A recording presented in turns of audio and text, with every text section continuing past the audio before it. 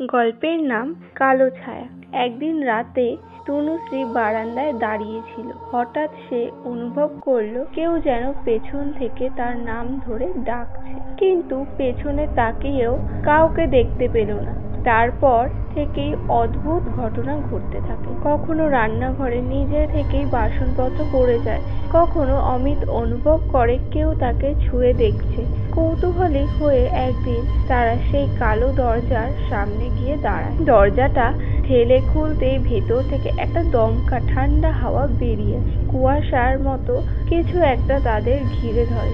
দরজার ওপাশে কিচ্ছু নেই, শুধু একটা বড় অন্ধকার গর্ত। হঠাৎ অমিতের চোখে পড়ে দেওয়ালের গায়ে লেখা, তোমরা যে দরজাটা খুললে তার পেছনের অভিশাপ এখন তোমাদের ঘিরে ধরবে।